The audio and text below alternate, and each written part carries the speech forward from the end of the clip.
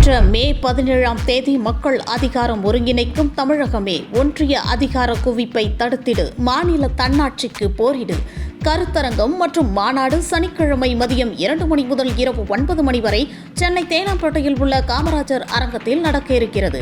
இந்நிகழ்வில் பல அரசியல் கட்சி தலைவர்கள் மற்றும் பேராசிரியர்கள், எழுத்தாளர்கள், முக்கிய பிரமுகர்கள் பங்கேற்று உரையாற்றுகின்றனர். அனைவரும் வாரீர், ஆதரவு தாரீர். நம்ம தமிழ்நாட்டை பொறுத்த வரைக்கும் கைது செய்யப்பட்ட கைதிகளுக்கு மாவு கட்டு போடுறதும், காரணத்தை கேட்டால் அவங்க பாத்ரூம்ல வழுக்கி விழுந்துட்டாங்க அப்படின்னு சொல்லி காரணம் சொல்றதும் தொடர் கதையாக மாறிட்டு இருக்குங்க.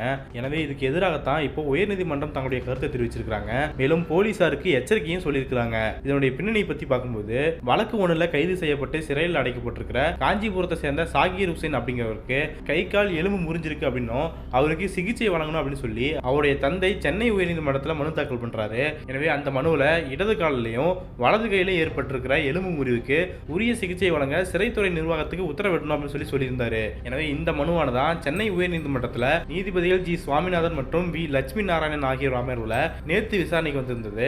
அப்போதான் 2 நீதிபதிகளும் என்ன கேள்வி கேட்கறாங்கன்னா, கைது செய்யப்பட்ட நபருக்கு எப்படி காயம்பட்டுச்சு அப்படின்னு சொல்லி போலீசார்கிட்ட கேட்கறாங்க.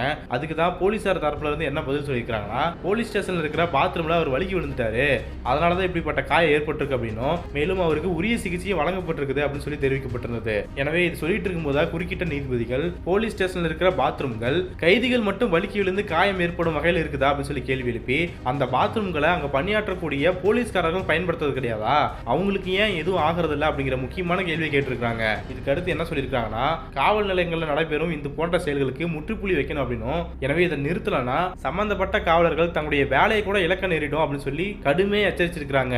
எனவே இதையெல்லாம் சொல்லிட்டு தான் கைதிக்கு சென்னை ராஜீவ்காந்தி அரசு மருத்துவமனையில சிகிச்சை வழங்கத்துக்காக சிறைத்துறைக்கு உத்தரவிட்டு இந்த வழக்கம் முடிச்சு வச்சிருக்காங்க. எனவே தமிழ்நாடு முழுக்கவே பெரிய விமர்சனத்துக்கு உள்ளாகிட்டு வந்த இந்த மாவு கட்டு போடும் கலாச்சாரம் அப்படிங்கிறது இப்போ ஒரு முக்கியமான கட்டத்துக்கு எட்டி இருக்குது அப்படின்னு சொல்லலாம். 2 நீதிபதிகளும் இந்த கலாச்சாரம் ஒழிய வேண்டும் அப்படின்னு சொல்லி கேட்டிருக்காங்க. அது எப்படிங்க கைதிகள் மட்டும் வலிக்கி விடுறாங்க, போலீஸ்காரங்களாம் யாருமே வலிக்கி விடுறது இல்லையா அப்படின்னு சொல்லி மக்கள் கேட்டுட்டு இருந்தாங்க. இப்போ அதே கேள்வியை தான் நீதிபதிகளும் கேட்டிருக்காங்க.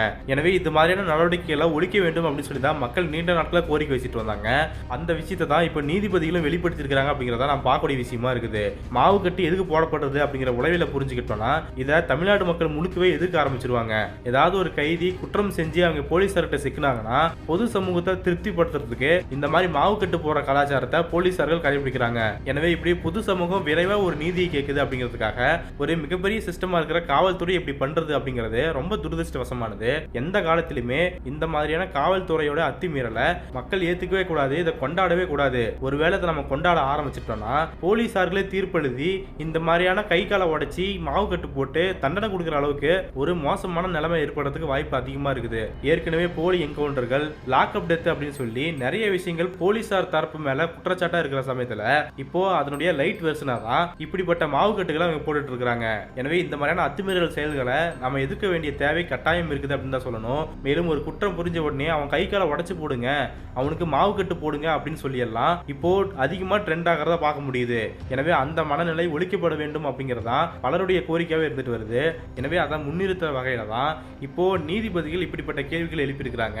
மீறினா உங்க வேலையே போகக்கூடிய அபாயம் ஏற்படும் அப்படின்னு சொல்லி எச்சரிக்கிறாங்க.